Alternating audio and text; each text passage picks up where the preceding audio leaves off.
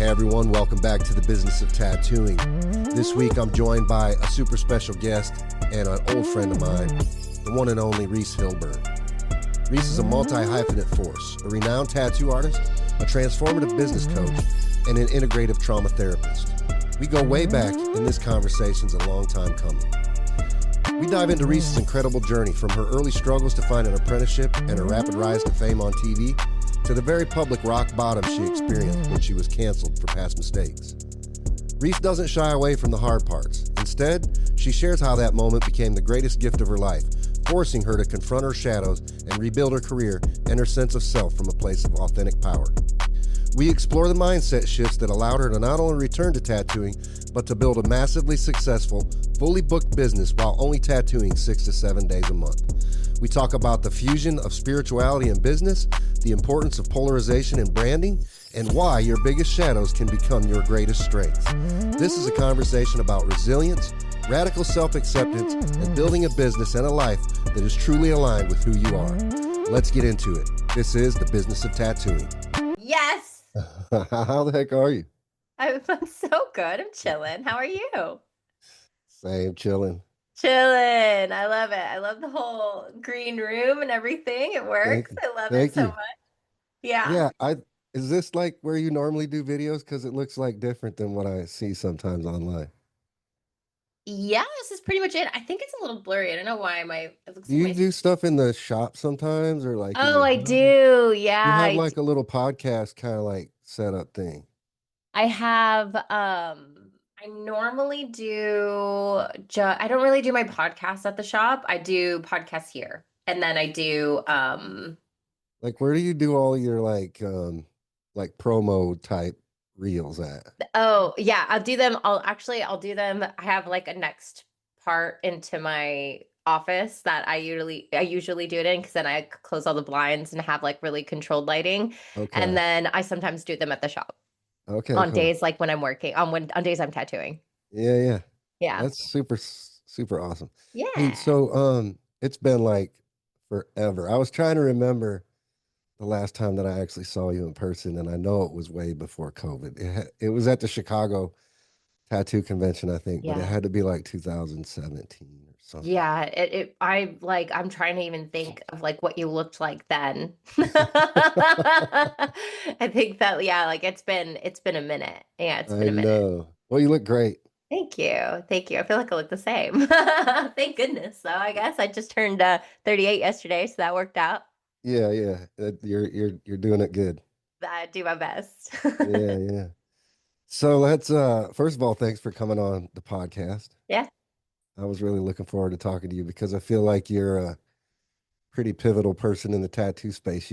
I've seen you go through a lot of different growth spurts in different directions. So Yeah. Yeah. It's been a wild ride. I'm open to it all though. yeah, Yeah. yeah. So I want to get into that, but beforehand, I just kind of want to get your, background a little bit for anybody that, might be learning about you for the first time, even though you've been around for a long time now. You've been kicking the bricks in the industry for a long time, I feel like. Yeah. You've Yeah. been on Yeah. TV, you've Yeah. done a lot. Yeah, I have. And I think it's funny because I think back and I always shorten this story every time I go on like podcast episodes and I'm like always trying to like get it in there. Yeah, so I've tattooing for 16 years now. Um, it's crazy to think that that's an actual number that when you think about being an entrepreneur longer than you've been working for anybody, that's pretty badass. And so I feel really blessed to be in this position. Yeah, so I've done it all where it was like going from corporate America to finding out I could paint to quitting my job to living in my car just to find an apprenticeship. Almost gave up looking for an apprenticeship after 3 years of looking, and then someone coming off the streets and basically being like, I was at like an art walk. I was doing these art walks because I was selling my prints for like $5 a pop just to get my name out there, just to get like more of my paintings out there. And yeah, and a guy came up to me and he was like, "Have you ever thought about tattooing?" And I was like, "Oh my God, can you?" Yes, I'm literally like, "How did you know?" Because I would go shop to shop And it was like back then too, so different. I feel like it's a bit, there's like similarities and differences nowadays days, but I feel like back then, when you're a female, when you're told you're too pretty to work at the shop, my wife would be jealous. You girls don't know how to draw, which that was really cracked me up. I'm like, what about me being Mhm. a woman or a girl has anything to do with my abilities to do anything else? Like that made no sense to me. Sure. But I think the where I was looking, I had no idea. Like I had no idea. I did the Amazon tattoo kit, tried figuring it out myself, said there is no way. I was like, that's not happening. Tattooing on oranges was not the vibe. It was awful. I was like, I'm never gonna learn how to tattoo. So I figured I would just be like a poor painter and get my master's in fine art and go like the whole plan. It was like I was 3 years in. I was gonna go work. I was gonna go get my master's in Scotland because I was like, I'm gonna marry Scottish Highlander. It's like this whole idea. And yeah, I was like, that's how I'm gonna do it. And then finally someone said, have you ever thought about tattooing? And I was like, so grateful. At the end of the day, it was a front shop for the Mexican mafia for guns and drugs. And I was hired because I was female, and they were like, "You will make the shop look more legitimate," which it was a legitimate shop, but like most of the guys in there learned in jail, and really, I love them so much. And I also think that like being taught, I had to unteach a lot of really bad habits over Yeah, the years. that you learned. But I was just so happy to be like to someone to give me a chance that I really didn't care. And it was such a great opportunity because literally like just right after that, I got hit up to audition for a TV show and I got it and I turned it down. And I was like, I'd spoken to a lawyer friend who was like, this is an awful contract. You are selling your life away. And I was so bummed to turn it down, but I was so proud that I did because then the next show that I got offered was Tattoo Nightmares, which was a better show. So then 2 years into tattooing, I had auditioned with like hundreds of other artists, like so all the people from Ink Master, Ink Master I think was barely in its 3rd year that Mhm. year, and it was like all these like really famous people like Steve Taft, who's like a really good friend of mine now. We've got Sarah Miller, like all the OGs back in the day. And I was like, there's no way I'm getting this. So instead, I just got really drunk off whiskey and went into my audition and they loved it. And so, yeah, I got chosen and then they flew me out to Miami and it was just like this fun experience. And from there it was like a whirlwind, like travel all over the world, you party like a rock star. It was bananas. It was bananas. And then yeah, it just like it went from there. I hit like a massive rock bottom, which we can get into. And then and then as I slowly started to come back, rebuild my business after that, it was like this kind of crossroads on how I wanted to be as a human being in the world and who I wanted to be and and what kind of art and like this style of art to coming back into the tattoo industry after quitting. And then yeah, then it's like then I moved into um, coaching and psychosomatics facilitation. And now I do integrative trauma therapy and I help people scale their businesses out of one to one to one to many. And so it's just like, it's crazy. It's so many different things that I've either done in the tattoo industry or helped tattoo artists do themselves. And now it's been branching out so much to the point where I still find my love and home in the tattoo industry. However, I've branched out so much where I get invited into coaching industries, health and wellness industries, beauty and hair industries, to do teachings all over different industries. So it's just been like growth, growth, growth, crazy, crazy, crazy, kind of just opening myself up to whatever the universe has in store for me and just say fuck it and say yes. And if I fall, get back up. If I don't, awesome. Yeah, I love your outlook and your you've always just been like a super positive person, Yeah, no yeah, matter what life yeah. throws at you. And I've Mhm. seen it throw some pretty challenging balls in your path. So Yes, yeah, yeah. yeah. I mean, when I remember it was like the pinnacle. I think it was like 2016, I think it was. And man, I remember I was at like the Brazilian consulate and I was about to go get my visa to go to Brazil because they were re-inviting me out. I had just done a crazy stint in Argentina where I was speaking like Spanish on their television shows and representing commercials and all this stuff. And I was like, I felt like the biggest like Backstreet Boy when I went to Argentina. Like they are obsessed out there. They're obsessed. So the TV show was still running after that, even though we only had like one or two seasons. And I still kept getting invited out. And I remember my manager calling me and being like, Reese, have you looked online? And I said, no. And she goes, you need to look online. And I look online and I am being canceled. I'm being like really, I never understood cancel culture until that day where I was like, what is happening? And it was based around my own mistakes, around taking tattoo photos that weren't mine and posting them as my own. And when I got caught very publicly, it was like I remember the feeling in my body of just like complete shock. And the first thing I thought was I remember being like, "Oh my God," and I didn't know what to think or do, and I think the first thing I did was I ended up emailing all my sponsors really Hmm. quickly to let them know, like, "Hey, I understand if you need to drop me, this is what's happening," because I'd rather it come from me than they see it online, Right. and I remember getting emails back being like, "Sorry, Reese, yeah, like, this is horrible," and some people, like, were really hateful about it, others were more professional, I suppose you could say. But at the end of the day, like I there was a big part of me that felt like I deserved it, and like massive part of me that felt like it was an interesting thing. So like I think it's been almost like 10 years now. So it's like when I look back at the situation, it was like the gift of rock bottom. I always tell people like this is the biggest gift I was ever given because it one of two things could have happened. I was already going down a very drug-induced route at that time. I was drinking a lot, I was doing a lot of drugs, I was partying a lot. My artwork was going downhill because of waking up hungover and all this other stuff. And it was always it was and there was this this desire for me to just constantly be just I wanted to be loved.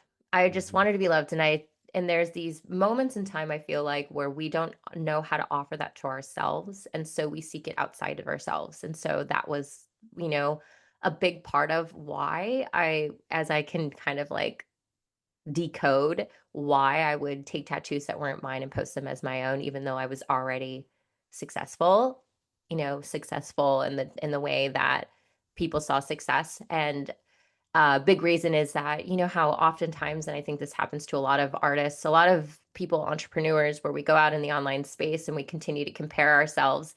And then we continue to only look at the hate when there's like 90% love. So everybody's loving on you, but the people that are like, you shouldn't be on TV. You've only been 2 years. You suck at tattooing. You're never going to get good. You're just a pretty face. You just show, it's like all you only hear the negative.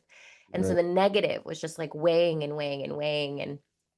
And then, and I was just like, I just remember being like, when it all fell, I remember deep disgust and just shame. And then I also remember a little semblance of relief, like finally, like I think there's this aspect to being caught where you don't have to hide behind a mask anymore, and you feel like I'm a fraud, and I get to call myself a fraud, and I get to own it. And I think that at that point was like that turning point for me where, of course, that took me down a very spiritual route where I, quit tattooing for a year. I was told I would never show my face again. I should never show my face again. I remember getting pretty horrible not death threats, what was it? Suicide like things, like where they were like, you should just kill yourself. And Yeah. Yeah.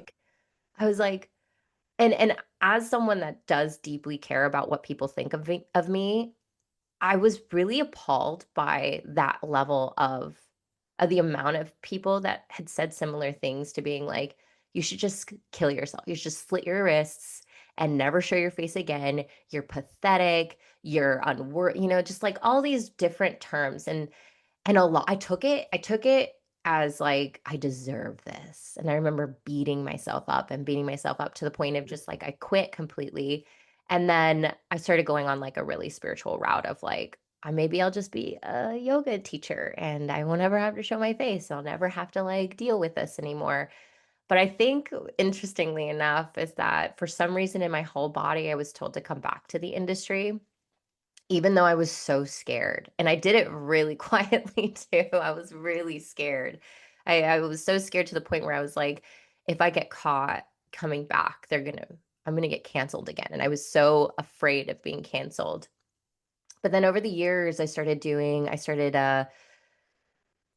into psychosomatics. I became an integrative trauma therapist over the years, and I started to realize that like my biggest shadows are my biggest pieces of gold. All the things I'm so afraid to admit are all the things that actually make me the most unique and relatable human being. And so that when I rebuilt my business and I was able to rebuild it to a place where I was booked out for months in advance, I had opened up a tiny little shop just for me. There were people still kind of calling me out, but it was kind of not talked too much about. So like whenever it would happen, it would be so quiet. It wasn't like the big cancel. And then I started talking about it. You just started being open about all the stuff that you're talking about now. Yeah. And because of the fact that I decided that I was like, I hated watching artists and creatives feel so afraid to be in the online space and to share who they are as artists. Because the reason why I felt like my brand was able to blow up the way that it did was because I was so like open. But then to rebuild and to blow it up even bigger the next time was because of the fact that again, it was with that understanding that I'm building a brand. I'm not just a tattoo artist. Like I'm an entrepreneur.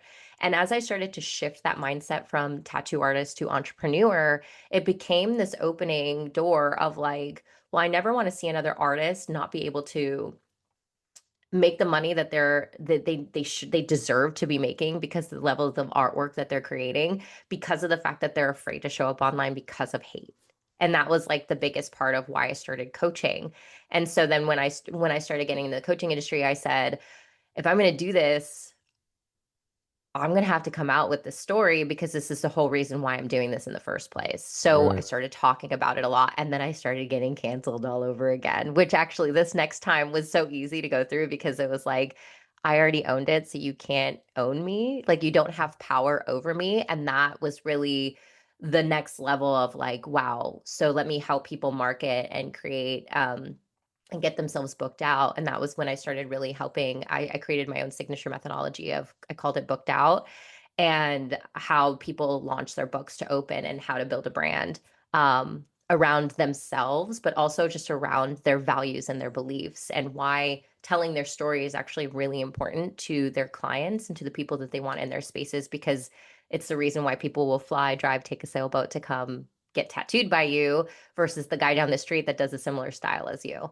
So it's like this actually became the whole foundation, brand story and identity is what I like to call it, in order for me to like step into the coaching industry.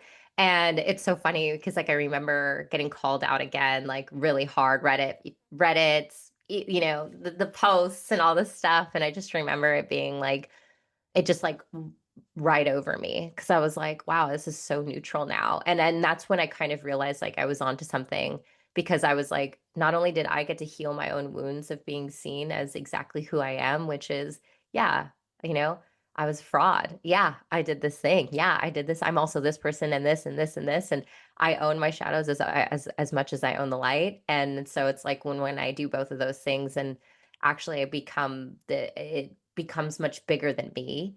And that's what makes the why, and makes it easy for me to talk about it so often now. Now it's just like a story. I mean, I'm doing, I just spoke on a stage over 1,000 women telling this story. And I just like a TED talk. And I was like, what am I doing here?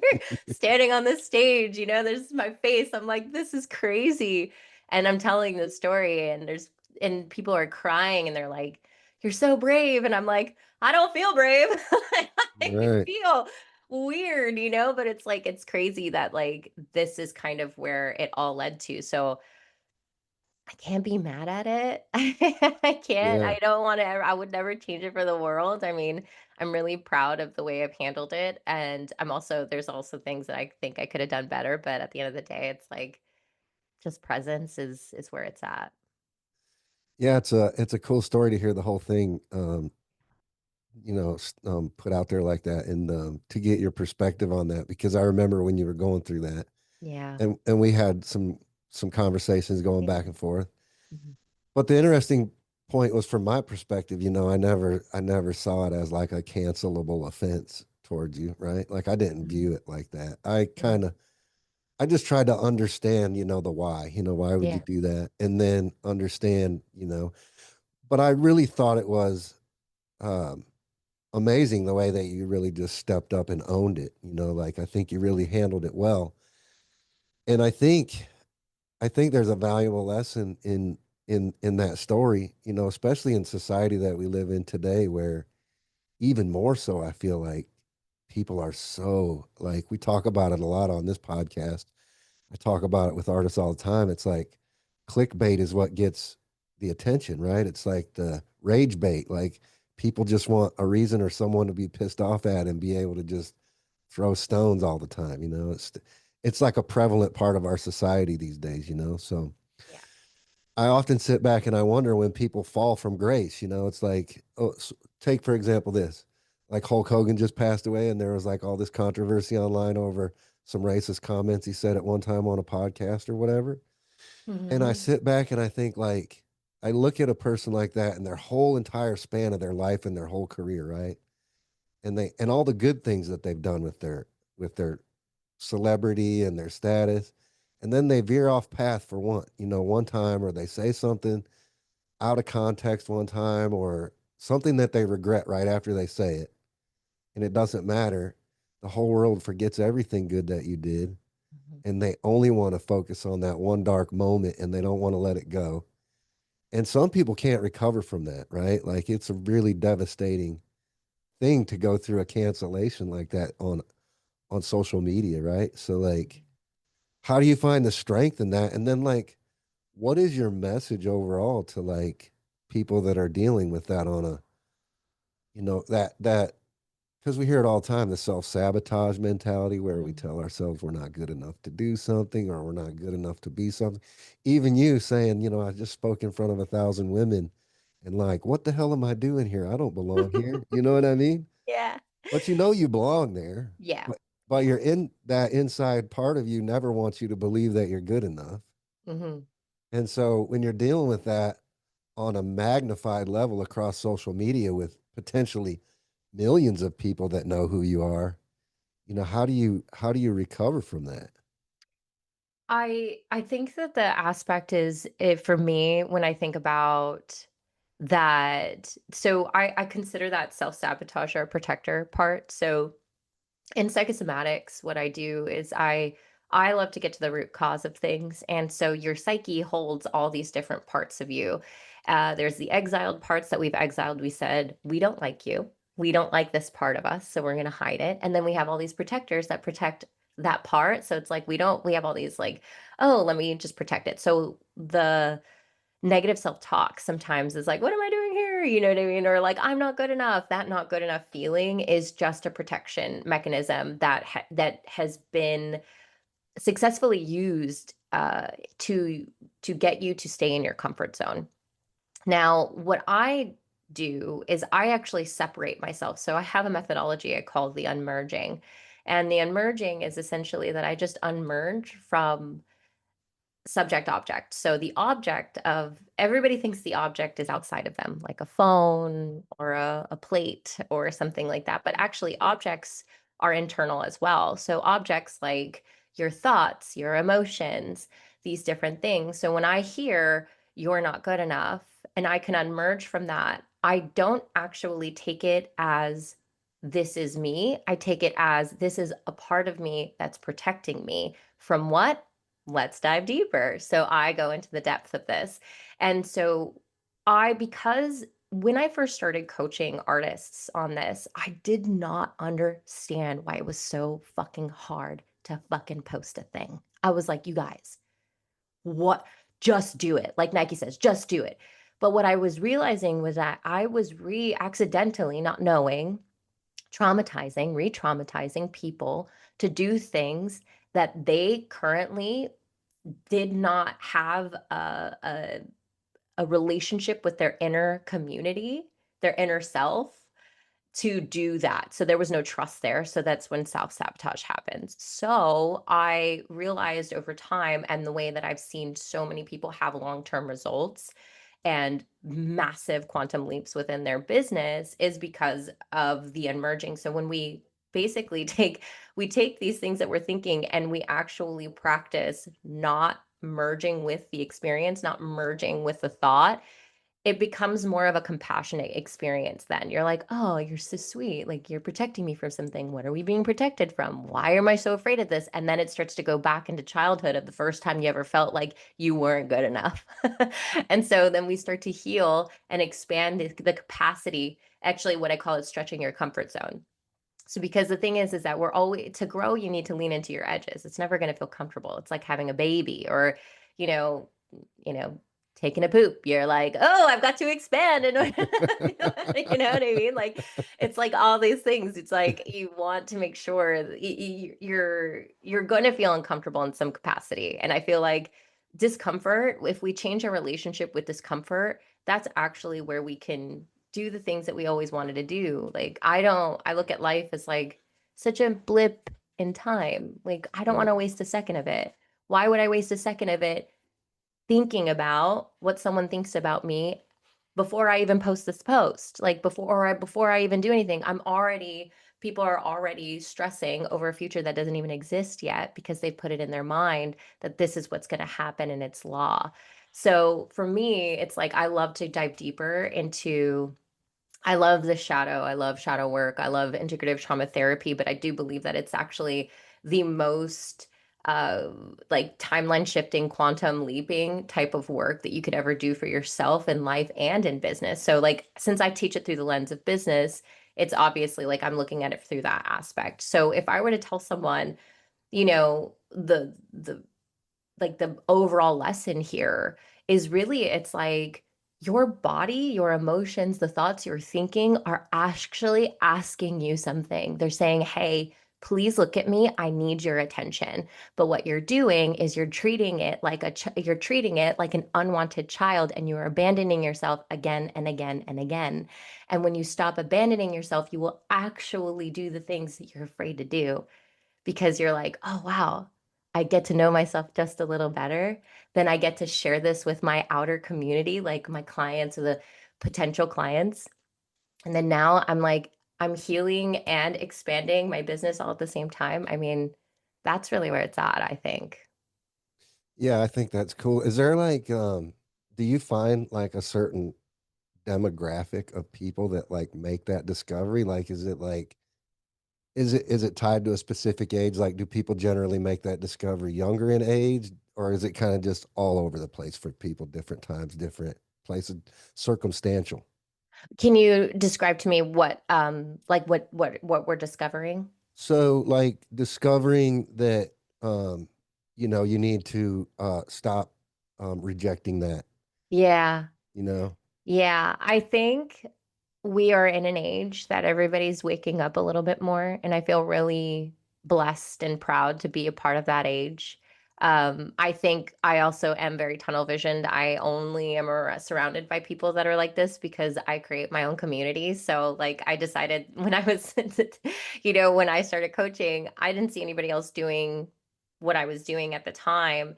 And I was like, well, I also don't see anybody coming out of the spiritual closet either. So I'm just going to create my own community. And that's basically what social media is so beautiful for. It's like I get to actually just create a space that I love to be in all the time. Like this is my home. I get to invite people into my home. If I don't like them in my home, I kick them out. Like that's it. Like Right. that's all it is. I block and bless. Like I don't need it.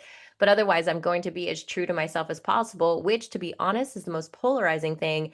And that's the best type of marketing if we really want to go down that route. It's because polarization actually repels the people that are not meant for you and brings in the people that are meant for you. And so if I'm doing this and being totally true to myself, then of course I'm going to be calling in the right people into my spaces. As far as demographic, though, I would say that I don't think that it's really I think the honestly the cool thing about social media is that people are just starting to see different opinions and aspects, and some things click for them at a subconscious level because all marketing is subconscious. This is the reason why I teach nervous system. Is like I'm like, you get to know you, but watch you get to know you better, you get to know your clients better, and you know how to speak to them better, you're going to get more clients. Like it's literally like it's all intertwined. It's like you Right. can't have one without the other for me. And so like for this, I feel like it's all different ages. I feel like I have men in their 60s joining my spaces, even though it's mostly women's space. And they're like, we just love what you got to say. And I've never heard this before in my life. Or my own dad, like he's in his 60s too, and he's like first time ever doing meditations with me, and he's like, this is life-changing stuff, Yeah. and then I've got like really young people who are, of course they're I feel like the young, especially um Gen ZX vibes, Gen Zs, I think it is, where like they have so much access to it, so they've kind of been brought up into it that it feels like this is just kind of like, yeah, like what I think they call like woke culture. Yeah. Yeah. I'm The woke. the Yeah. hearts, these hearts instead of these hearts, you know what I Yeah. mean? Yeah. I'm over here Yeah. being like, I don't know what the Yeah. difference is.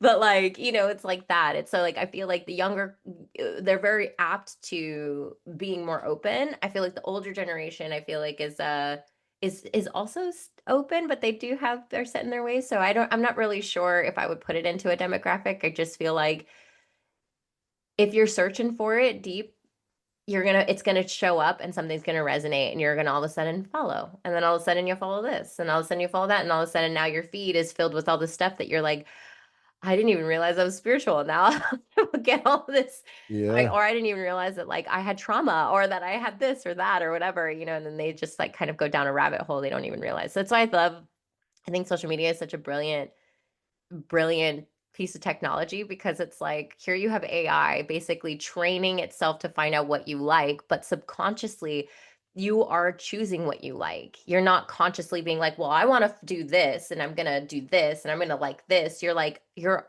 subconsciously, unconsciously doing it. So you're creating this algorithm of things you like, but maybe you would never tell anybody that you liked those things, right? It's like Right. a Right. hidden core desire.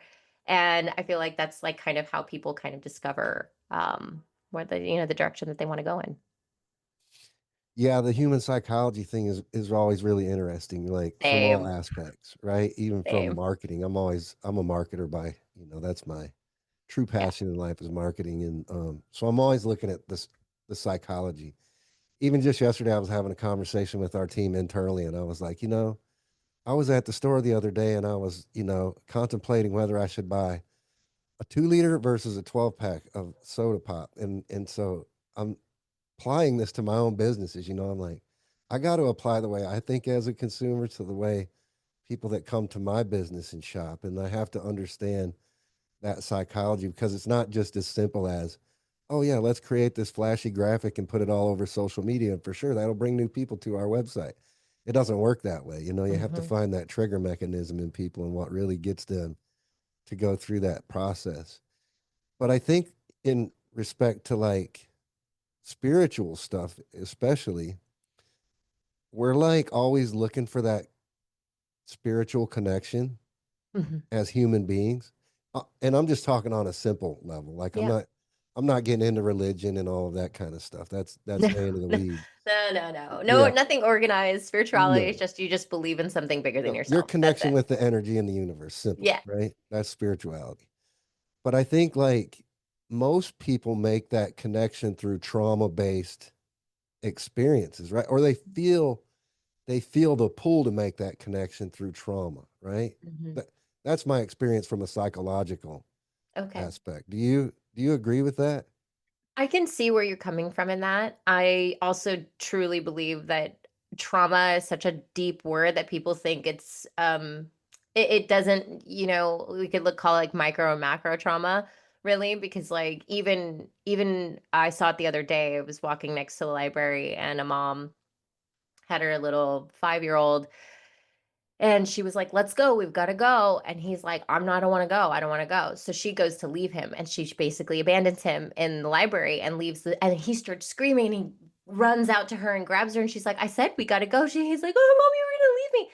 That right there is micro trauma. It's like you don't even realize it, that we do Mm-hmm. this all the time. And it's not that she's a bad parent. It's nothing. It is what it is, But at the end of the day, like that starts to create what we call the psyche house. And so it's like the psyche house is built and all these parts are built inside of it. And this little experience of abandonment is going to be like, if I don't listen, I will be abandoned. If I don't do this, I will be abandoned. So it starts to create a belief system, and then that's where it kind of goes in. So I look at it from, for sure, a big traumatic experiences absolutely make you want to find some sort of tribal communal mentality where people are like, okay, because the whole point, the brain is so beautiful, but we all desire control, and we want to be able to control and understand why. And while that's so amazing, control is an illusion. And this is going way off, but like I won't even go into that. But like when I go into like expert mode psychosomatics, it's like, where can we actually just release that control of trying to control the situation or trying to control our circumstances, and first, and just mostly just like all real self acceptance. But at the end of the day, when people first find like spirituality um or just like looking for a desired group, it's like our first basic need aside from food, water, shelter is community. We desire to be a part of something. We desire to be a part of something, anything. And so Right. I think I look at this from like, yes, from a trauma perspective into spirituality, like absolutely people want to be a part of something, but then also from like a branding perspective, people want to be a part of something. And so if your values, yeah, cool graphics not going to get someone in there, but if your values match someone else's values, then that's where actually like I'm going to bandwagon on that. So when I say things like, and I say pretty polarizing things where I'm like, to people who don't believe that money buys happiness, means I look at it like actually money does buy happiness, because like, and I'll just stop it from there. But like to the people that think that money doesn't buy happiness, just means you haven't given enough away. And that's how I think about it, because I'm like, fuck yeah. Do you know how much money I've given away and been generous with? Like the fact that I can pay for my parents' mortgage, like that's fucking awesome. So I look at it from that. Like, and people will hate it and be like, money doesn't buy happiness. It's not all about money. All you care about is money. And I get that all the time. Or people love it and they're like, yes, I want this. This is what I'm bandwagoning on. This is what I'm about. And it's the same thing with spirituality. It's like, I'm a spiritual bitch. I'm spiritual and wealthy. Most people don't like the dichotomy of that. And so, like, so the polarization of owning who I am, it is very attractive and also repelling, but that's what I want. I don't want to be liked. I'd rather be hated and loved. And so that the right people come into my space. And from a buyer psychology perspective, I want people to buy. So I'm going to move people to buy by saying these things, by owning who I am, all of me. And other people, high level buyers, will be attracted to that. It's the reason why I am a semi-retired tattoo artist. I only tattoo like 6 to 7 days a month, and still continuously make over 10K months just from tattooing. And so it's because of the fact that like my clients are like, they don't even see my tattoos. They only see my business and marketing and psychology and spiritual posts from my main brand posts, like my main brand feed. And they're like, I come to you because of this shit. Your tattoos are Mm-hmm. awesome, but you're fucking like, it is the craziest thing to think about, that like my clients are obsessed with the fact that I have the audacity to say the shit that I do online. And they're like, I just want the audacity to do the same thing. So I'm going to come get tattooed by someone like that. It is the craziest thing. And I don't even post tattoos anymore on my main page. And people come and get tattooed by me all the time. I'm booked out till next year, gone. And so I'm like, this is how I know it works. Like, this is how I know the marketing works. If you're being polarizing, if you're owning who the fuck you are, if you really just like know how to speak about it. I mean, obviously there's like strategy structure behind messaging, posting content, this kind of stuff, but that's easy stuff to learn. It's like the harder stuff is actually owning who you are, which Yeah. is, I feel like, Believing in the yourself. biggest. Hmm. Yeah. Yeah. And really owning that, Hmm. which is what we see with most successful people. Like, anybody that's really super successful on YouTube, that's like the predominant trait that they have. Like, they are just out there with who they are. They don't care what other people think necessarily. They just do the damn Yeah. thing, I think we So, care. I think most people care. I yeah, think but I it's don't think, I think that they have enough money to buy the happiness to where it kind of washes that away. I look at it from the I look at it from the perspective that like I won't tell people I don't care. I do get hurt. I do still feel hurt. Mm. However, I am very mission heart driven led. So like I'm trying to build a global movement versus just a business. Like Yeah. I want to build a global company. I want people to learn how to unmerge all over the world so that they can live the life that they desire and scale their money. Like I want people to be able to have create generational wealth while having generational Yeah. healing. Like I'm Yeah. down for that. Like that's my vibe. So I look at it from the perspective of my purpose is bigger than what people are saying. I care a lot because I care about what people care. I care about people like me. I like that. Like I own that shit. I know that. Look what I did. Like I fucking took tattoos that were mine and posted them as my own just to get love from my peers. Like, Right. come on. Like, of course I care about what people think of me. And at the end of the day, my purpose is so big, my why is so big now that it's like, yes, I'm scared some days to post certain things, but then at the end of the day, I always look at I'm like, is this going to help one person see themselves how I hope that someone would have taught me to see myself? Then it's a go. Then it's a post. Then you do it. Then you do the thing. And so that's kind of like how I see it. I don't know how most YouTubers are, but my partner is a huge YouTuber. So he's like million subs, the whole thing. Like he makes all of his money, a lot of his money on YouTube, and he's very like he's very mission driven like myself. So and he's he's I'm not in the YouTube world, so he's in that world, so I kind of get to be fly on the wall of that. And I just noticed that like if it's mission driven, it's much easier to be able Mhm. to say the things that you want to say even when you're scared. Right. Well, let's go back to the tattoo piece just a little bit because I Yeah. do want to dig into that. So it's interesting topic of conversation in the tattoo space, specifically when you look at artists that decide to branch out of that career path and Hmm.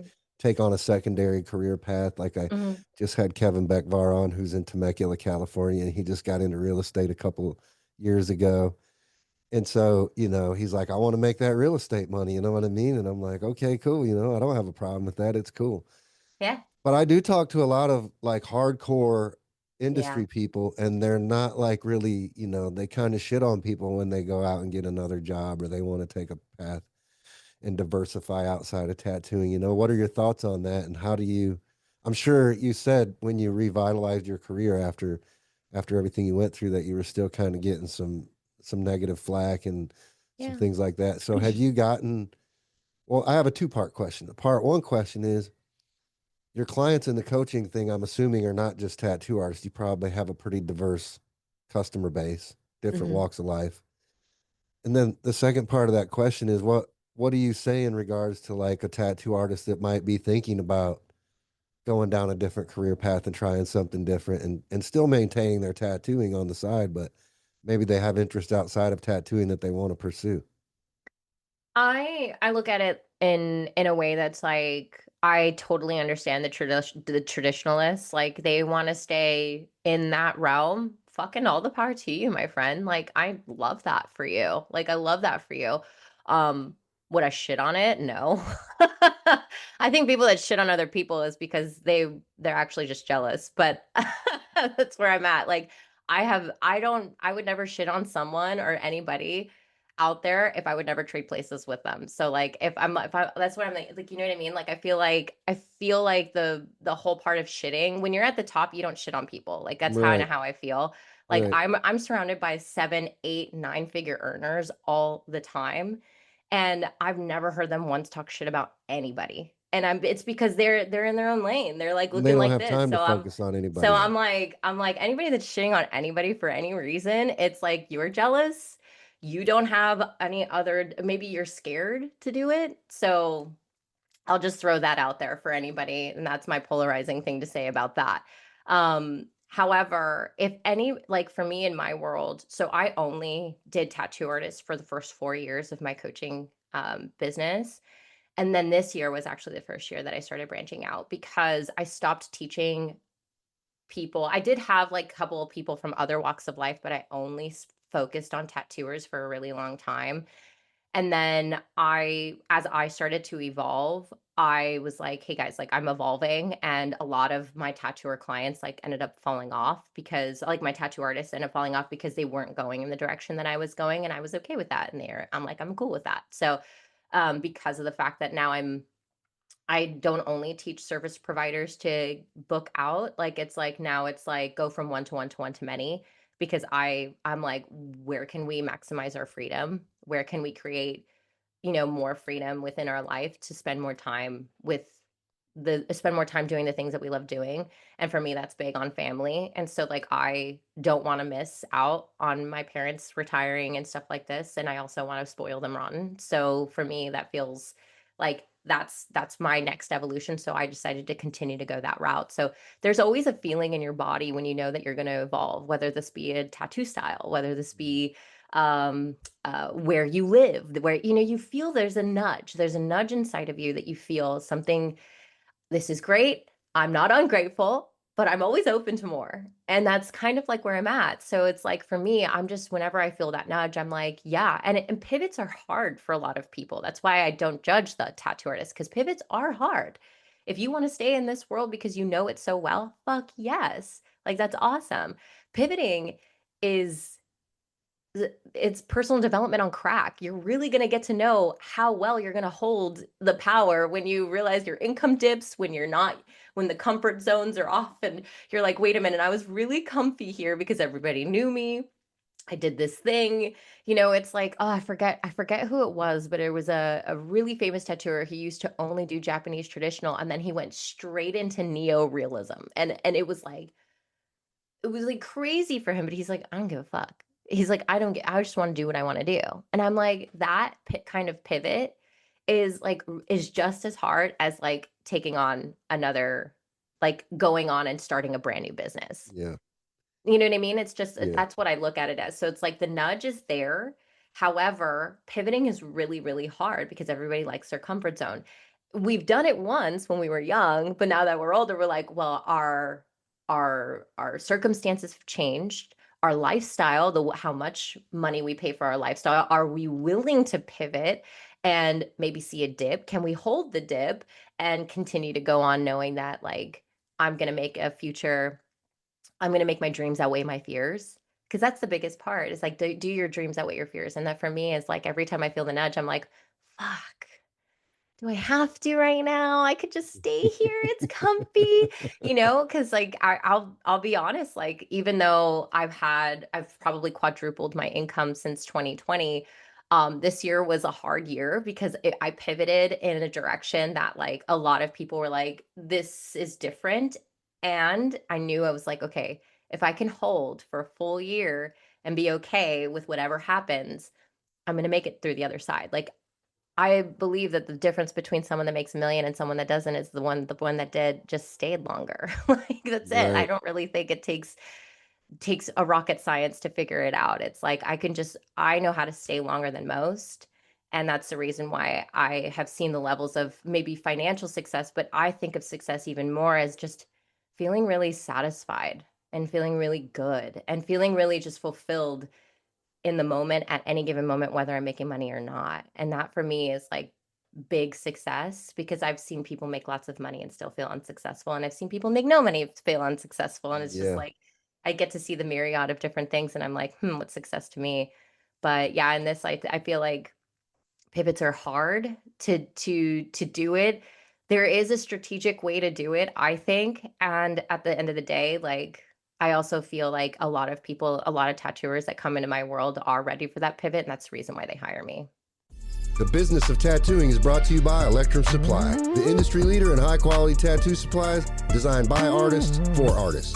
Whether you need premium stencil products, top-tier cartridges, or game-changing aftercare, Electrum has you covered with innovative, artist-tested solutions you can trust. Want to elevate your work? Head over to electrumsupply.com and stock up on the best gear in the business. And because you're a listener of the Business of Tattooing, use code podcast10 at checkout for 10% off your next order. Stay sharp, stay stocked, and stay ahead with Electrum Supply. Because they're looking for something different. Yeah. Well, they feel it in their bones. And since I'm a coach, like they feel like they want to impact more people than just the one-to-one experience with their clients. And the conversations that they have with their clients it's like a revolving door. They notice that like, this is the thing we're talking about. This is what they're obsessed with. And oftentimes, especially if they come into my world, it's like spirituality, like personal development, growth, business, like they want to kind of branch out and help others do that same thing at scale. So like more than one person at a time. And so yeah, and then yeah, it's just one of those things where you feel the nudge. It's whether or not you'll take the leap. Sure, sure. It doesn't seem like your business, your tattoo business especially, is really sensitive to, some of the economic hardships that the tattoo industry is going through right now. Especially, it's been pretty challenging, really since Yeah. COVID for a lot of people, I think. And then, of Yeah. course, you have all these, political agendas playing out now in the economy, and it's really making things difficult for a lot of business owners. I feel like, and consumers in general. I think a lot of people Hmm. are just paycheck to paycheck. Uh, Yeah. and but you've been able to maintain a pretty steady business and actually still continue to grow your business. Like you said, you're only tattooing 6 or 7 days a month, and you're still pulling in $10,000 months, even only tattooing at that rate. Yeah. So, how are you still tuned in to like what's going on, and or not I really, because do. it doesn't really affect you as much? I do and I don't. The thing is that I am a firm believer on my outside circumstances. It's not personal to me. Like it's like, and I think a lot of people get really disgruntled about this. I was having this conversation with my best friend and I was like, listen, I'm not saying that I'm not fully immersed in it. I just don't take it personal to where it affects the way that I move in the world. And that's I feel like is a really hard concept, and I won't draw this out very long because it's a bigger conversation to have. However, the things that are happening outside of me are going to continue to happen outside of me whether I want them to or not. How do I want to be and act during those times every single day? I just hold a high level of standard for who I am and how I move in the world, regardless of my circumstances. Because when my standards are high, my circumstances have no other choice but to rise. So that's for me is the biggest thing. So when 2020 happened, we all had to shut down. I wasn't the freebie girl that got the only was the one that could keep it open. We all had to shut down. So what did I do? I started coaching. I was like, you know what? I've already wanted to do this. Let's just continue. And actually, this gave me the time to do it. And so then it was like, oh, I can do this. I can help people in a bigger way. It's like we find other ways to go about it. I think what it is that there's a lot of ego playing out here where it's like if I can't continue to do what I've been doing for the last 5 years and it still works, I'm going to be mad at all the circumstances around me. So if I was making XYZ money 10 years ago, but now social media has killed it and now I don't have a business and now there's 20 million tattoo shops down the road, like you're literally giving your power away to outside circumstances that were going to happen with or without you, regardless if you were alive or if you weren't. It was going Right. to happen. Something like this was going to happen. Wars were going to happen, things like this. So I have, and I say this because I have people in my world from overseas who are currently experiencing other world country situations like war, and they are still here in the space, investing in themselves, doing the thing. So I can't have, I just don't appreciate victim mentality. I can understand the circumstances and us like, this is what this is. This is what's happening. This is the economics. This is the political views. What can I do to serve myself and to make me feel really, really good and really, really fulfilled in this moment?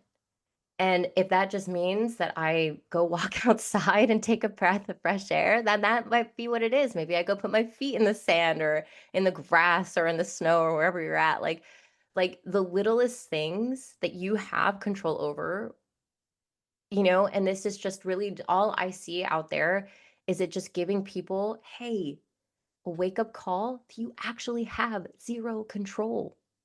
So let's liberate that. Like that's actually so liberating to realize like I don't have to control this whole world in order for me to feel good. Like I love I that. only have to do it with me. That's amazing. Thank you for showing me that. Cause like now I'm just like, cool. So I only have to focus on me right now. That gets to be awesome. And then that me focusing on me actually gives others permission to focus on themselves. And then what the ripple effect happens where we're like all now we're looking at this from like a place of power versus a place of victim. That's kind of like how I look at the situation. So it's not that I'm blind to it, it's that I'm just neutral about it. Yeah, I love that perspective, especially as you reflect on like a lot of the darkness in the world today. Really, I mean, Yeah. it's really important to be able to make that. Um, I don't want to say disconnect because I feel like disconnect isn't the right thing to do, but exercising control over the circumstances. I really like the way you Yeah. put that into perspective. That's good. Yeah. Neutrality is everything. I'm like, it's not that I'm not in it or I'm not witnessing it or I don't have my own opinions about certain things. But I also know that opinion is ego and that I don't really want to be run by my ego. I want to be run by the self. I want to be run by the energetic levels of consciousness that allow me to even be on this planet. So I'm like, I have a preference and I could either fall prey to that preference, ruin my day, make it really bad, make it feel really bad, or I can play in the power play and just be like, this is what's happening. I can feel a part of me doesn't like this. I'm gonna honor that part of me that doesn't like this. But Hmm. I'm also gonna honor the part of me that does want to stay neutral and does like feeling the expansion part of life, which is like fulfillment and satisfaction and peace. Yeah, it's really hard for people to make that. Um, it's really hard for people to do that, though. I I feel like. know. But I mean, you're a tattooer listening to this fucking podcast. It was really hard to learn how to tattoo in the very beginning, but you practiced, motherfucker. So, And you get I better by practicing, right? so I'm sorry. If you want it, you can have it. It's just a practice. I look at businesses. The coolest thing about being an artist is being an artist. We take chaos and turn it into gold. But then if we're really good artists, that means we also treat our business like athletes because we have endurance and we practice.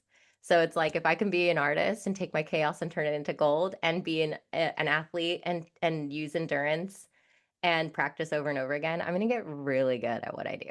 Like I'm Yeah, gonna get really, yeah, really fucking good at what I do. yeah. I always try to simplify that when I talk to people. I'm like, listen, because I feel like tattooists, especially, really box themselves into this corner sometimes, right? Yeah. They're like, I'm I a love tattoo us, but artist. man, yeah, I They agree. they're like, I'm a tattoo artist, and that's it. But you're really not. You're an artist. Like if you're truly an artist, you're an artist, and you enjoy art in all types of forms. I mean, some people are botanists. To me, that's an art form. Like Same. Yeah. I can't go, I can't take care of plants the way that somebody else that's super passionate about plants and knows everything about plants and it's their whole life. Like that's an art form to me. Mhm. Music is an art form. Sculpting is an art form. There's just uh, landscape people that you see out trimming bushes in front of, that's an art form. Like this is Yeah. just what, so I think it's a really bad, I won't say death trap, but almost a death trap to get boxed into a creative corner like that because I feel like a true artist wants to be able to express themselves and their ideas in all sorts of different ways and mediums, right? Like just like you with coaching as an art form, like Exactly. everybody Exactly. can't do that, and it takes practice to get good at that. Yeah. I don't know how many rooms that you've spoken in front of 1,000 people, but I imagine by the time you do it 100 times, it becomes just as easy as putting on a pair of pants in the morning. You know what I mean? Like, It's funny, like I think the 1,000 was the biggest for me, but it wasn't my first time. Last I've been doing it for the past 2 years, and it had grown from like 20 people to 2 to 4. 1,000 was the biggest, and I was just like, what am I looking at right now? And I think that's where it's like you just, yeah, it's all just, it's practice. And I feel like that also can be made into an art form as well. Like it's just being good at your craft. Like I look at business coaching, content, I look at all of it as art. That's why I enjoy it. I'm like, I don't get why people don't enjoy this, but I'm okay with that too. You don't have to. Like it's not my business to tell you what you should or shouldn't enjoy. But I just don't see that. I'm like, this is a part of the entire ecosystem that is me building a creative business. Is that like it's not just about the yeah, tattoo, it's there's the art of the email, there's the art of the content, there's the art of like the messaging and the visuals, and like I look at all of it as intertwined. And so I just don't like, for me, I'm like, I love it all and I want to master it all. So like I'm here for, like, I tell people all the time, I'm like, I'm here for mastery every day. So that if I'm here for mastery, that means I'm practicing every day. And right. I do. Yeah. Now, I don't know how big your coaching business is, but have you gotten to a point where you have other people helping you out behind the scenes doing things? Like I was talking to Mikey Getz, and he was doing I don't know if he's still doing it. I think he is, but they had the Force of Focus where he's doing some coaching stuff with some tattoo artists too. But when I was talking to him, he's like got a whole team of people. Like he's got, people that are emailing people, people that are setting up schedules. Then he's got like a whole team of coaches that he like. Or is your business kind of like that, or are you just doing this all by yourself all the time? No, no, I'm not a solopreneur, but I definitely, so my business model, I didn't want high overhead. So again, my partner, really big coach, he's a coach in the golf industry, big in YouTube. He's got like 12 people and his profits are awesome, but they could be better. And I'm a two-per. So the way I built my business model is that I don't need other coaches. So I teach artists how to create a methodology that sells without them so that they can go and tattoo still. So like I can still create massive results and transformation through a specific framework and methodology that people move through. And then they see results on the other side. And I have mentorship. So like I have tiered experiences where there's experiences where you don't actually have access to me at all. And so people are continuing to buy programs or courses and things like this. And then we have other tiered experiences where you do have access to me, but that might be like once a week.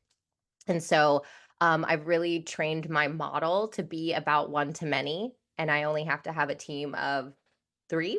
So I don't have any other coaches with me that do it.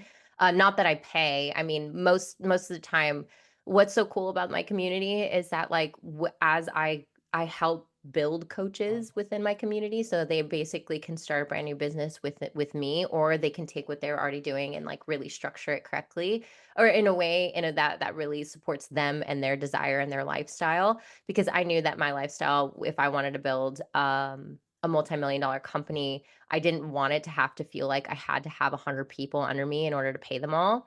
And so I had built my model based on another coach who has a 9-figure company who's only like 5 people in her world. So I was like, I just go and follow those people. I'm like, okay, how are they creating their businesses so that I can model mine after their business, and so that I can continue to create something that feels less overhead and really free and liberating. Because I don't want to create myself another job. Like I love what I do.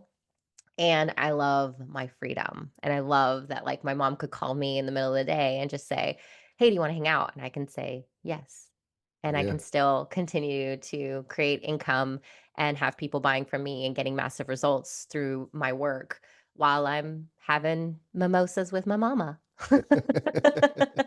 Are you writing a book? Actually, I've been asked a couple of times, so I probably will. It's been a topic of conversation that'll probably be my next level. I think the next thing I'm gonna do is probably a big conference that I'd love to throw. A big conference. I've been speaking at so many conferences that I've been really getting to know what this looks like and like the world's like this. And my community is pretty badass and I love them so much. I love creatives. I think creative people are so fun and we just have a different way of thinking. And I think that that's just like really like we're very multi-passionate. So it's like where can we take all this multi-passion and not try to box it in, but also create structure around it so that we can continuously make sure that we're creating more and more freedom within our lives, but also massive impact in others. And so that's kind of like, I think that might be my next move. But yeah, there's a book coming through, I'm sure. Yeah, I can feel that.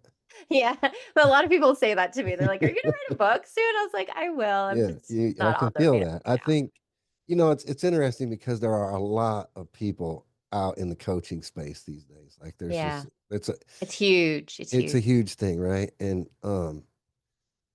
I can personally tell the ones that like I feel like are really invested in it, and then the ones that are just like, maybe this will work. Let me try this kind of. You know Yeah. what I mean? Hmm. They're not really committed to it. They're just like, if it works, I'll get committed. But Yeah. the energy's That's just not the same. that's so interesting. Is Such an it? interesting thing.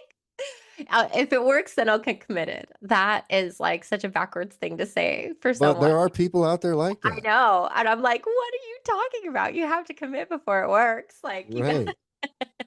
Right. It's like, but again, I think it all has to do with what we were talking about in the beginning. The people with that mentality are the people that are not finding ways to get around the self-sabotage, Yeah. the protector person, right? Like Yeah. they're Yeah. just scared to jump off of that cliff, Yeah. jump out of that airplane. You got to just go. And it's like a scary thing though, so I don't fault anybody for it. It's not like, I the saying just do it. I'm like, no, don't just do it. Like, really like, yes, just do it, but also do it in a way that's like super supportive to your nervous system. Yeah. Yeah. Yeah. Some people that I look up to in this space would be like Tony Robbins or Mhm. Gary Vee's another one. David Goggins. I mean, these guys are just phenomenal people, right? That are like so committed to their lifestyle, like they Yeah. live it, breathe it, eat it every day. Who are some people that inspire you and like that you look up to? Because I'm sure being a human every day isn't like sunshine and rainbows as much as you want it to be. No. You Yeah. certainly have some dark clouds that come in and weigh over your head sometimes and try to put rain on you. When are some resources that you revert to and you say, when you have a moment of weakness, who are those people that you look to for inspiration? I think I think for me it's a really this is really interesting. So how can I answer this question that's really supportive to me? I think about what's the truth. The truth is I really love all experiences. I don't the rain cloud days, the bad days, the days where I want to numb and Netflix and maybe smoke some weed and just be like, I want to disassociate with the world. Like I enjoy those days too. Like I think like depressive vibes, like I'm just like I'm not feeling like things aren't working. I my favorite thing and I would have to attribute this to Michael A. Singer. He's an incredible human being. I love him so much. My work is actually based a lot around his work. My signature methodology called the emerging is based around his work because what I love about it so much is that it's not that we're chasing good days, is that we are opening ourselves up to anything and all experiences that we're meant to have and just considering them energy instead of it being a preference between good and bad because I could look at something good and you could look at it as bad. Like I could love roller coasters and you can fucking hate them and we're both waiting in the same line and you're fucking pissing your pants and I'm over here being like, "Whoa!" But it's the same thing, you know? So it's like I like and it would probably be the other way around because I'm not very fan of Yeah. roller coasters.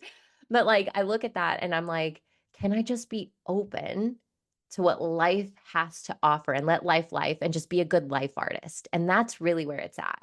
And so Michael A. Singer would be the guy that I go to every day from the surrender experiment to, oh gosh, The Untethered Soul, which is a book that I like basically give out like fucking Halloween candy to my students and things like this. Or when people ask me what books do you read, I'm like, this is my Bible. Like this is my Bible. So Michael A. Singer is a big one for me. I love Peter Crone. He's amazing as well.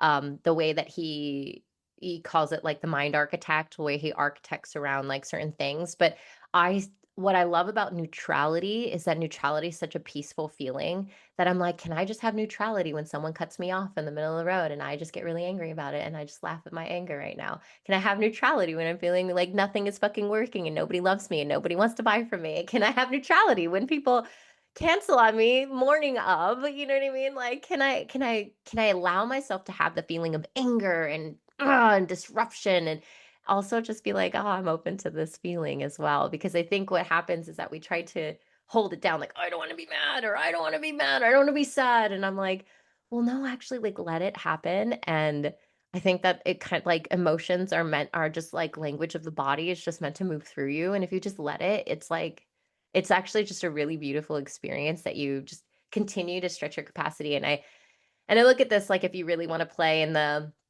goal game, because I love goals for me. I look at it as like the more that I can do that, the more I stretch in my capacity and I like unlock, I break that glass income ceiling or that glass havingness ceiling.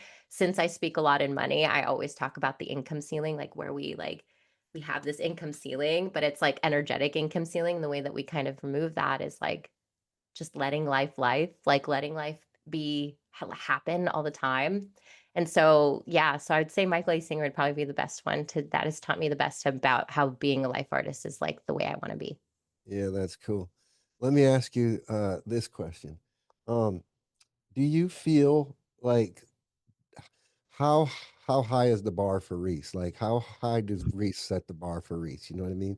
So like you said, I'm cool some days where I can just smoke some weed and disassociate and Yeah. deal with the depressy days or whatever. Yeah. But if there's a day where you're just like, fuck it, I'm not getting out of bed today. I'm just gonna Netflix all day and just chill, take it easy. Do you feel like shit about yourself if you have a day like that, or are you just Ooh, cool with it? great question. It's a great question. You're Um, like, I wasted a whole fucking day of productivity, you lazy piece of shit.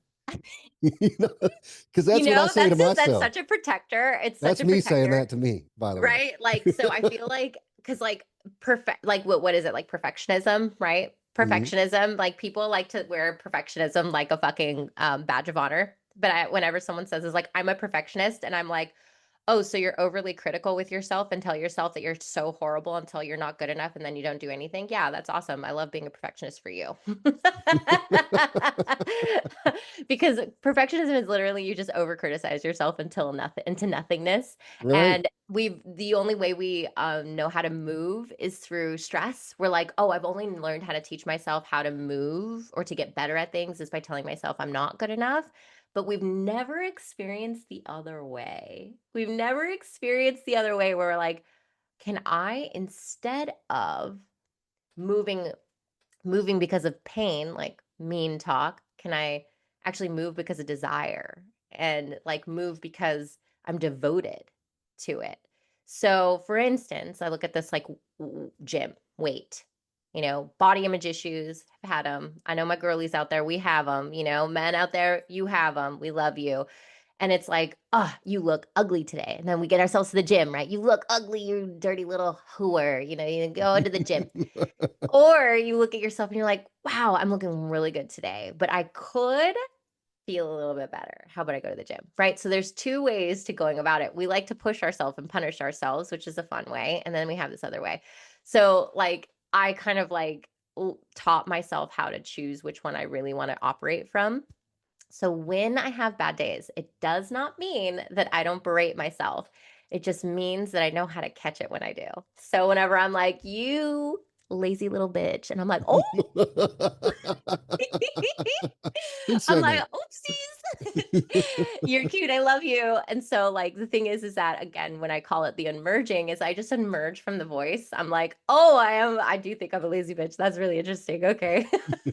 I'm like, and what's funny about it is that I actually do like laugh. Like I look like the crazy girl talking to herself across like on the street by herself because I'm always like having inner conversations with my 19 personalities and just trying to like for all of us to have an inner community where we can all trust each other. So if she does call me a lazy bitch, I'm not going to take it to heart. You know what I mean? So yeah, so it's not that I don't have those voices. It's more that I understand what to do with them when they come. And so does it affect me the rest of the day? No, not anymore, which I'm really proud to say. It might affect me in the moment when I say it, when I'm like, you're a lazy bitch, you just wasted a whole day, da da da da. 5 minutes, it's probably long as it lasts. And then when I emerge from it, I'm like, oh, that was really sweet. You're trying to protect me. We had a good day. Did we not like the Netflix things that we watched today? We did, didn't we? Okay, so we're not gonna get mad at that. Like, so then we Taking have the an inner positives. dialogue. Yeah. Take the positives from it. Yeah, always, always. Like I've got ways for everything. No, I've had to do, I asked that question because that's like one of my biggest struggles as an entrepreneur, like I Yeah. feel like I've always got to be doing something. Like Yep. I can't waste a moment. If I'm awake, I got to be productive. Boop. But I've had to get I don't do the same methodology as you. I need to look into that some, but like I've had to give myself permission to be like take some downtime. It's okay to take some downtime. You can Yeah. focus on you sometimes. Like go for a hike if you want to go for a hike. It's not a crime. Well, I almost look at it from the perspective of like, too, on the other side of it, too. It's like when you go and do, like, I feel like the best thing I ever did for my business was to fucking go surf, Yeah, just was to get go for connected. the hike, was to go for the walk. Because at the end of the day, like, I'm better at ideas. I mean, obviously, if we want to go the scientific route, like, science over and over and over will prove to you that the more that you actually take time away is the more you're actually going to give yourself a better focus time in it instead of just driving. Because the thing is that productivity like where productivity is great when it's done from the part of the brain that is innovative, inventive, and creative. But when it's done from a place of I am unworthy unless, that's a trauma response. And so it's not actually being creative, inventive, or innovative. You're actually just trying to do something to hide the fact that you feel unworthy. And so that's where we have to understand the play on this. So actually go surf, go take your time Yeah. off. Like it actually is better for your business. It's better for your productivity. It's better for your creativity. It's better for your marketing, your sales, like all your sales, your messaging, your websites, like all the things, to take the time away. And then we can kind of dissect, oh, well, then why do I feel like I need to? And then there's that worthiness piece of like, well, I'm not worthy if I'm not doing something. I'm not worthy of maybe the things that I'm receiving. Oh, of course, I didn't receive anything today because I didn't do anything yesterday. So we create evidence Mhm. for that belief system to continue to pop up in our bodies. So, yeah. And it's funny too because we don't associate like me time, like personal care time, the same way that we associate other needs like food and sleep. And you got to have that self-reflective me time just as much as you have to have the other things, because otherwise what you're saying is you're just going to drive yourself into burnout and depression. Like, Trust me. So when I stopped working like 6 days a week, and I was running like a full blown shop. We had like 5 people in my shop, a revolving door for guest artists. I was tattooing, 10-hour days plus, managing the shop. I had two um, shop managers, like two shop receptionists and stuff like this. And I mean, going from that to closing it all down to forexing my income to only tattooing 6 days a month,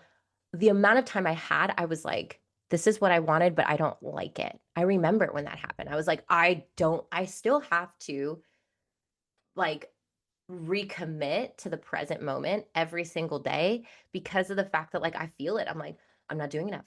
What do I do with my hands? I've worked my whole life. Like how I don't know any other way than to do it bent over, showing everybody my blood, sweat, and tears on mm-hmm. how I create income in my life. And so it's like it's such an interesting thing to finally have enough time to be like, I got to look deeper into this because obviously productivity, I have the evidence that me doing more doesn't actually mean getting more because I've just shifted that. I've just basically bought all my time back Hmm. And I have too much time. It feels like too much time. I'm like, I have too Yeah. much time.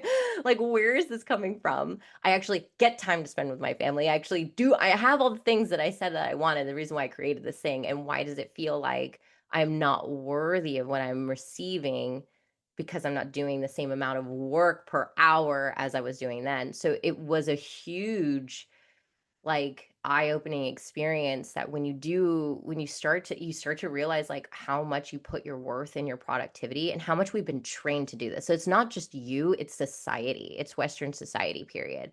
That they train us to believe that the more hours you put in, like schoolwork, how many hours can you sit a day, how many, all this stuff. It's like you look at it from like child school, middle school, high school, college, like all of these things. And you're like, oh my gosh, I didn't even realize that to have time meant I actually have to sit with myself, which most of us don't really like ourselves at the end of the day. And it's like, I didn't even realize how much worth of my worthiness I put on top of this thing. And so I had to like retrain myself to realize that like I was worthy and deserving of of what I was receiving, especially when it came from like a financial energetic perspective, by not doing as much. And then it was like it was and I feel like I'm still kind of navigating it, to be honest with you, myself even now, because I still find myself being like, well, what else could I do? Should I start a YouTube? Should I do this? Should I do Yeah. Yeah. that? You know, you're Yeah. like, what else should I do? Yeah. And then I'm really like having the faith and the trust that everything's not only working out in my favor at all times, but also that like I don't need to be so productive in order to be worthy, that I'm worthy just by existing. That's a really hard one for a lot of people. And that's something that I'm, walking through and practicing every single day. It's like it's because I've worked hard my whole life up until maybe the last like 3 years, 3 or 4 years, where I'm like, oh, should I take on more tattoos? Should I do this or that? Like, you know what I mean? So I get where you're coming from. Like Yeah. it's a really I will say it's very challenging to be able to feel worthy without being having to be productive all day every day, because we value and we put a lot of value on productivity as a society, as a culture. Yeah.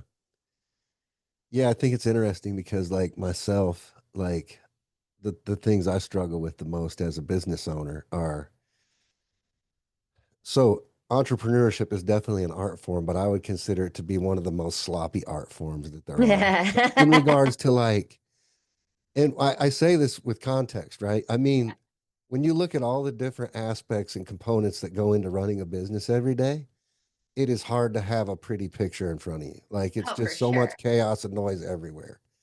And you're constantly trying to make the best out of oftentimes really bad situations and sales are down. What are we going to do this week? Yep. Oh, only this many people opened up our emails. What did we do wrong? It's constantly where Yeah. you're just it's like where you're constantly, my employees aren't happy this week. What am I going to do about that? Yeah. Like it's just all these things. So for as a business owner, I feel like it's even compounded in regards to like my self-worth and like am I doing the right things, because it's like Mhm. you're constantly like being you're constantly weighing your value against all these different moving pieces, right? And it's impossible to be good at everything. I feel like it's really hard. So like me lately, I've been like looking at all the stuff that I'm connected to on a this is where our opinions may be like different in regards to money and attachment kind of thing, Mhm. right? So like money does buy you happiness, and I do like the way you sum that up in regards to it allows me the freedom to be able to do the things and give to people. That's what feeds my soul, right? And that's what money awards me with. So I get that. But I think also money doesn't buy you happiness in the regards, if you're a materialistic person that only wants money to have more possessions. I don't think that leads to happiness. I think that leads to the opposite of happiness, because Yeah. it creates more burdens in your life and more things that you have to be responsible for. So lately I'm like, man, I need to just sell all this shit and go buy a little something, nothing, and just be happy with like minimal stuff. You know what I mean? I actually I we don't differ on that at all. We don't Yeah. differ on that at all. Like I truly My biggest aha moment is being surrounded by people that are very, very financially rich but emotionally poor. I'd rather be emotionally rich and financially poor any day of the fucking week. But I've been able to utilize my emotionally rich status to create financial abundance. And because of psychosomatics, I truly believe it. Yes, I have ways to grow a brand and build a business and all these strategies behind that. And that's been so helpful. But what I noticed when trying to get other people to have the same result, you're like, I cannot do this for you. Like, I literally cannot. You have to do this for yourself. Why is it so hard? I didn't understand. And it's because most people are emotionally poor. So being surrounded by emotionally poor, financially rich, 8-figure, 9-figure billionaires, like I couldn't believe I met a billionaire like a few months ago at this conference, and I was like,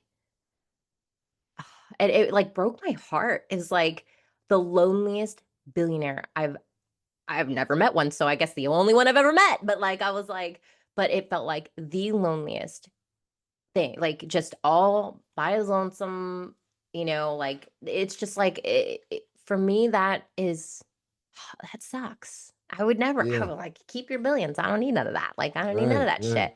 Like I don't want to be alone. I don't want, and it was like a billionaire based off of just like accidentally invented a thing and then now he's a billionaire. You know what I mean? It's like Right. it wasn't like in the coaching industry or anything like that. It was just like, no, I invented, Velcro or something. I don't know, some stupid Yeah. thing. And it was Yeah. I like the get it. most random thing. And I was like, it's incredible. So like for me, I do truly believe that like being emotionally rich is so much more important and so much defines success to me versus financially rich. Well, I feel that you could be emotionally rich and get whatever it is that you want, whether it is financial riches, whether it is getting off the grid and going into the mountains and becoming a Tibetan monk, whether, you know what I mean? It's like it could be Thought about it. whatever success looks like to you. But I think egoically, we look at success as finances because that's what we've been taught. And so, like, I remember when I had all that success, before I hit my rock bottom, I was so emotionally poor. I could not be happy. I had to have drugs. I had to disassociate. I had to have people tell me they loved me. I had to fly all around the world. I kept trying to escape something, but what I was doing was trying to escape myself, and I couldn't do that. And then when the rock bottom hit, had to be with myself. I was a force. And Yeah. I was forced to be by myself with myself to understand me because I didn't understand. Like, I would rack my brain. Why would you even do that? Like, dude, or why wouldn't you just delete the photo? Like, why wouldn't you do that? Like, why would you do that? Like, it made no sense. And I just didn't understand. I was successful. I was booked. I was flying all around the world. People were paying me to do it. And I just could not unhear what these negative comments were having. That made no sense. And so then when I actually had to sit with myself, I was like, oh my God, I don't like me at all. Like, I don't like anything about me. And I put on this mask, and everybody's like, oh, she's so positive. And I'm like, yeah, I want people to think I'm positive, And then I was like, well, that's a little bit me, but is that all of me? Like, what is it? And so then I started going down this route. And then when I started to get to know my inner parts and my psyche and all of these different aspects to me, I was like, okay, this is a part I really like about this race. And I really like about this race. And I really like about this race. This part, I'm not so fond of it, but I'm going to own it. And I love her for that. And it became this point where now it's like emotionally rich was like the only thing I cared about. And then all of a sudden my business started to blow up. And I was like, that is interesting. Now I do value, I'm like, oh, I just want to see how far I could take this. Like, I'm kind of that person. I'm like, I want to be a global revolution. Like, everybody should be emerging. Like, let's all do it together. Like, fuck it. Like, I'm that girl. If it happens, I'm impartial. Like, I'm neutral to it. But the fact is that that's that standard you asked me about. What's the standard I hold for myself? I hold a Yeah. high standard because I'm like, well, fuck it. Like, I only have what, like, I'm Asian, so I might have another like 60 years left in me because I'll probably live to 150, but oh God, I'll probably live over 100. My mom, who's like my grandmother was over 100. Everybody in my family is Yeah. like, they live a Sure. long time. So I'm like, I might have some time, but not really. Like, you don't actually have time. And so I'm like, I feel this bigness in my heart, and that's like, okay, let's just go as big as possible. The finances stuff, like it's fun. It's great to measure what you're creating through it. But for me, like deeply, deeply, it's like show me your emotional maturity and rich status, and I'll tell you how successful you are. Like, that's really where it lands for me because, to be honest, I've had it the other way, and I was totally emotionally poor, and it's no Yeah. wonder all the things that happened then, and it had to happen in order for me to get to this point here where I'm like, I'm emotionally rich, and I'm like and I'm also creating abundance, and this gets to be so fun, and I wanna help other people create that same thing, and that's really where I feel like success really falls into. Yeah, well, again, I wanna just really commend you on your, your growth and, your ability to no, seriously, I mean, just from a friendship standpoint, I mean, we've Yeah, been thank friends for a you. long time, and I know. we talk a lot, offline, texting back and forth and stuff, and Mhm. I've seen you at your lows and at your highs, and I Yeah, I do keep up with you on social media, and I see the content that you're putting out there. It's very inspirational to a thank lot you. of people, and I'm sure you're touching a lot of people in the right way, so I commend you for owning the mistakes that you made and being able to overcome those and find the positives in those and find ways to build yourself up from that rubble. And that's just it's really inspirational to see that when people can do that because a lot of people can't do that. They would just crumble and they'd go away and you'd never see them again. Or Mm. it's happened a lot of times. I mean, we all know people like that. That's just happened to. And so I'm really just want to say, good job. That's all. Thanks, Rob. Like, honestly, you probably have been one of the constant supporters in my life, even during that time.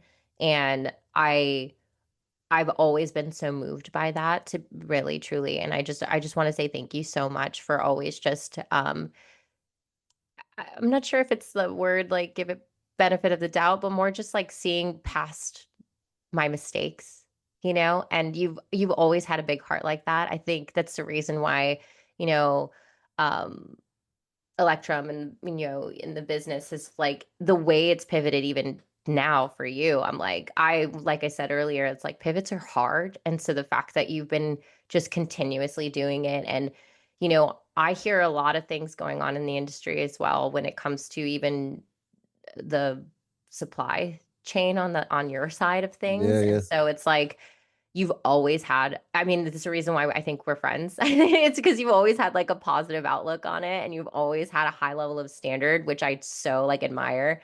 And so I just really of course that's why it was like a no-brainer to be like, hell yeah, let's go on a podcast together. We're gonna have a Yeah. great time. Yeah, it's interesting because I employ a lot of your philosophies, like when you say I try not to let outside circumstances really impact my there's a lot of outside circumstances that I impact bet. my business every single day. And I mean, yeah, there's days where I'm just like, man, are we going to be able to keep doing this for another year? Like we Yeah. got to turn this ship around. Like this is getting hard. I mean, we're just having tough conversations this morning, like guys, this is our weekly break even number. We've got to hit, we're not hitting this number. What are we going to do? Yeah. And I talk to other people in the business and they're like, who do you think's going to go out of business this year? Everybody's struggling and who's not going to be here? And I'm like, dude, I don't know, man, but I can't focus on that. Yeah. Like That's definitely not where it's focused I at. Yeah. just can't focus on that. I've got to focus on how I'm going to keep my people getting paychecks every week. And like, Hmm. that's my focus. How do I keep serving the community? That's why I started doing my podcast and writing Yeah. the business of tattooing because like you, I wanted to share helpful advice to business owners or tattoo artists primarily that Yeah. own shops and like because they're tattoo artists. I'm not a business person most of the time. I don't know how to set myself up for retirement. I'm not even thinking past my next appointment. You know what I mean? Yeah.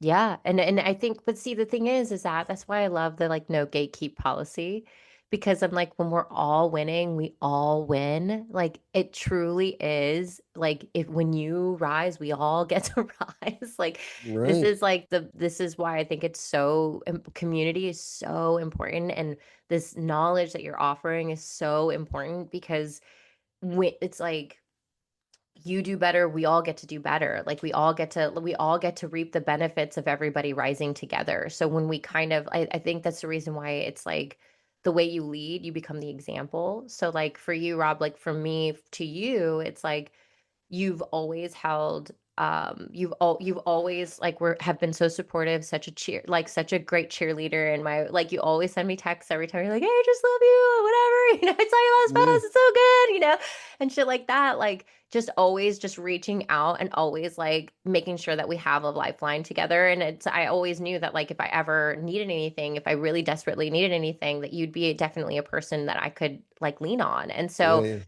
I think that that's like having that connection. We've been doing this almost over 10 years, like our Yeah. relationship has been. So it's like when I think about that, like could you imagine more like relationships like that where we're all like, hey, here's how we're going to do this and I mean, it just makes the whole world go round. So I think Well, that yeah, I think what you're doing is really amazing. I love what you've done. And I'm just like, I just can't see you not killing it. So that's where my mind's at. So I'll just I keep see sending that myself good not juju. killing it all the time, man. I'm like a super, I'm such a self-sabotager. It's terrible. No, I am. I am. It's protection. No, it's bad. It's bad. I've got to get a lot more discipline. I've gotten pretty lazy over the last couple of years, really. I Well, went through a read the book. Read well, Untethered Soul. You'll fucking love it. Have you read it? no, You but read I'm it. gonna get it now because you said Yeah. to. But I Yeah. read You every read it. day. That's my greatest therapy, really reading. Perfect. Then yeah, you will like it will unlock something in you. And it always unlocks something. It doesn't mean it has to unlock the thing unlocked on me, but it'll unlock something and you'll be like, "Oh, okay." And Well, maybe it'll serve you in a beautiful well, you way. know what, Reese? When it comes to just basic friendships, I feel like most people have really shallow friendships that they're Yeah. based on really um not solid foundations. So Yeah. like so I have friends that reach out to me and you know how I balance who's a true friend versus who's not a true friend? It's a really simple rule in my life. What's that? The people that message me only when they need something are not Oh. really my friends, right? But listen, it happens a lot. Yeah. But I have a lot of friends that just message me out of the blue and they're just like, "Hey dude, thinking about you. Hope you have a good day." Simple simple quick text and it makes the difference, it makes like a huge difference. So I always try to think about the people that I really care about in my life, you being one of them. That's why I'll say, like, I really Yeah. love Reese. I want to make Yeah. sure Reese is doing good. She's such an Yeah. awesome person. So I'll shoot you a text and be like, hey, I hope you're having a great day. Love you. That's all. That's it. That's I all I wanted to know. say. You know what I mean? It's the best. Like I'm like, damn, I take a page out of your book there because like I will be honest that I'm not one to ask for help. I that is a habit I'm trying to get better at. I like to pay people for help if I'm going to do anything because I Yeah. believe in that. Like I believe in people's value. I think that that's like my biggest thing is that like I'm like if I need help, I'll go get a therapist or Yeah. I'll And go they get suck. a Therapists mentor or a suck. coach or something. And so like but other than that like I tend to I guess I just never want anybody to feel like I'm taking advantage of them. But I always love the idea of, like, just reaching out just to be like, "Hey, I'm thinking of you," because, like, that's something I'm really doing my best at. Is like, the thing that where you're walking down the street and you're like, you see someone, they got cool shoes, and you're like, "I should told them they got cool shoes," but you didn't do it because you were embarrassed. I'm like, "No, Right. go tell them." So I'll go run over there, and I'll be like, "You have really cool shoes." I'll just Yeah. run away. But you probably made their day. That's the thing is, like, I You, really, like I wanna remember that because it does make my day when you do it for me that I'm like, "Damn, like, I gotta remember to do these things." Like, if I think of them, tell them. Like, when you think of it, say it. Like, that's kind of, like, how I'm, like, training myself right now, but you're a fucking gold medalist at that shit. Because like, I have never like, when you asked me to be on this podcast, like, I get asked a lot, and lately I've been having to turn some down. I would never turn you down, by the way. But, like, I've had to where I was like but right when I got it, I was like, "Rob's always had my back." And Rob's always had my back because I get a lot of people from the tattoo industry wanting to talk about my capitalized kind of, like, on my story, and I'm like, "You know what? I don't even know you, and you're just asking me out of the blue to right. give you my" and that's my ego talking, but I'm like, and then, like, but you I'm like, "Of course, oh my god." Yeah. So, so like I love, and I think that that's like, it's like honey. You're like honey. You're like not gonna feed the bees vinegar. What's the, or feed the bear vinegar or honey or something like that. Yeah, Like yeah. it's so much honey, and so like I think that you've done so, like you create that great connection that I think that a lot of us could really use and do for ourselves as well. Like just really reach out and just say the thing you're thinking. Hey, I'm thinking about you. I love ya. Like I Well, love those you see messages. people say that all the time, like especially like if they have somebody close to them die or something, they go through some major traumatic thing or a loss period where they're like, make sure you tell the people that you love them today, you know? Yeah. But I don't just think about that in times of like loss or like, Yeah. I try to think about it all the time. I'm like, oh, I need to call my mom today, or oh, I need to text my kids, or just, oh, I should go over and see how my neighbor's doing and take them some cookies. You know what I mean? Like, just Yeah. Oh, that's even better. Stop it. You're killing us. You're no, I'm killing just saying us. though, You're like, like, let me take my neighbor some cookies. Dang no, it. I mean, really, like, I know people that don't even talk to their neighbors. You know what I Oh, I mean? love my neighbors. My all my neighbors are like older than dirt. Love you guys. They are like, oh my, I don't know how they're doing it. I don't know how they're doing it, but they are like in their 90s. And one of my neighbors, I go there all the time. Actually, my the people I rent the house from, they asked us, they were like, we think that you're really amazing people, so we're going to ask you one little favor from you. Like, please go check on Gail. She's our 90-year-old neighbor. Just make sure she's good. And I was like, done. I can do that. So I go out and hang out with Gail. And it's like so funny because like I love my neighbors. Like they are they have the coolest stories, especially how old they are. Yeah. But like I think that was like my first step into it when my landlords asked me, "Can you do this?" I was like, "Okay," because I was never the neighbor type. I was like, I'm in my hole and don't talk to me and I don't want to talk to anybody, and that kind of like very introverted when I want to be introverted and extrovert when I want to be extrovert. So like yeah, I think that's kind of given me a little bit of that push, but I love that you were like bake them cookies. I'm like, this is my next level. Dude, you know what I mean? Like, I always tell people, I'm like, I was going to start a podcast where I just literally took my stuff out on the street corners and sat down with homeless people and I want to know your story. You know what I mean? Oh Like, my God. because there's so much interesting things in the world. Like, True. you just got to pick up the rocks and look at what's under them, you know? And like, so many people are just afraid to pick up a rock and like get close to somebody. And it's like if you spray cologne on before you go out in public, right? Obviously you put cologne on because you want to attract other people to you, right? You want people to Yeah. come up and be like, you smell so good. You want to start that conversation, right? Well, what Yeah. do you do with that, right? Like, you open the door, now what do you do with it? Yeah. You start a Yeah. conversation and you get to know somebody new, right? Like, that's the whole objective. So like, if you've never talked to your neighbors, take them some cookies today and just get to know who they are. That's I'm my done. advice. Done and done. I'm gonna do it. I'll maybe bring them chocolate because I got an overflow of chocolate in my fridge. So Just got weed in no. Oh it. gosh, that would be horrible. They probably love it though. I would never want to like just accidentally give someone weed Guinea pig them. weed chocolate. They're like, what? I'm like, no. Oh You're like, god. she's an evil neighbor. I know, gosh. Or she's the greatest neighbor alive. It just depends on who you are. She roofied But my I mom. would ask first, I think. Ask first. Well, I love what you're doing. I want you to tell people more about your program, where they can connect with you if they want to connect with you, especially the people that you're trying to connect with. Yeah. Where can people find Reese? Oh yeah, you find me.